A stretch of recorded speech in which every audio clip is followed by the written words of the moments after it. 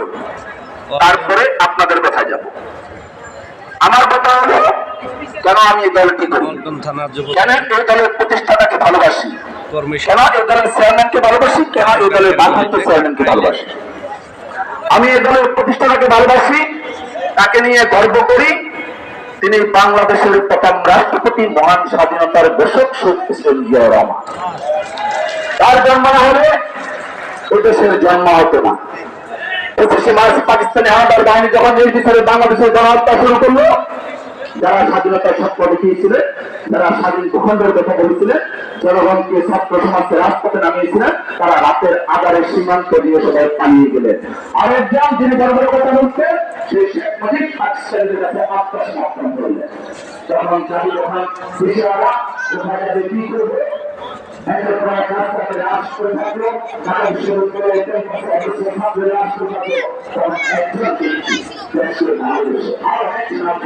পল্টন থানা যুব দলের কর্মী সভা।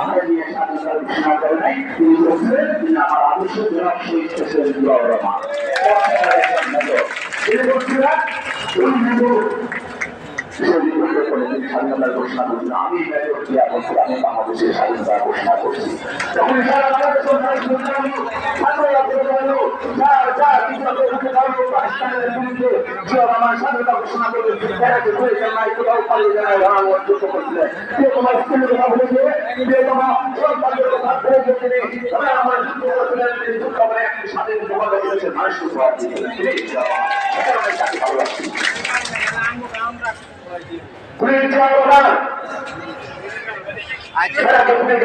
রাজনীতিবিদদের হাতে ক্ষমতা ছেড়ে দিলেন। পরবর্তীতে যারা স্বাধীনতার কথা বলছিলেন, যারা গণতন্ত্রের কথা বলছিলেন, সুশাসনের কথা বলছিলেন, ন্যায় বিচারের কথা বলছিলেন, তারা দেশে শাসন শুরু করলেন। স্বাধীনতার পর তারা ৭২-এ বাংলাদেশের প্রথম নির্বাচন আসলো। সেই নির্বাচনে স্বাধীনতার দাবিদার শেখ মুজিব দেখলো তার পরাজয় হতে পারে। একটি মাত্র দল থাকা সত্ত্বেও জাসদকে চ্যালেঞ্জ করে তিনি নোয়াখালী থেকে হেলিকপ্টার দিয়ে ভোটের বাক্স চুরি করলেন। আর ভোট চুরির ইতিহাস ৭২ সাল থেকেই শুরু হয়ে গেল।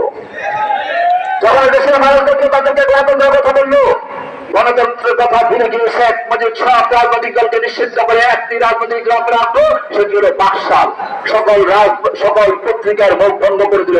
তার অনুগত ৩-৪টি পত্রিকা রাখে, বাকি সব পত্রিকা বন্ধ করে দিল। তখন সবার মধ্যে ক্ষোভের সৃষ্টি হলো, অসন্তোষ সৃষ্টি হলো। আর তারপরে আমার সন্তান শেখ কামাল জামাত ব্যাংক ডাকাতি উৎসবে মেতে উঠলো। শেখ মনিকে নিয়ে তারা ব্যাংক ডাকাতি শুরু করলো, অন্যের স্ত্রীর উপর নগ্ন দৃষ্টি ধারণ করলো। তার পরিণতি হলো কি, যখন মেজর ডালিম, মেজর ফারুক, কর্নেল রশিদের স্ত্রীকে যখন কটাক্ষ করলো, দুঃচিহ্ন উচ্চারণ করলো, তারা শেখ মুজিবকে বিচার দিলে আপনার ছেলে সীমা লঙ্ঘন করছে, দেখেন।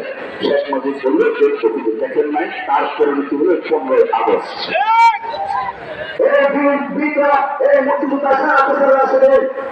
শেখ মুজিব তার পরিবারকে সমর্থন শিক্ষা দিয়েছিলেন।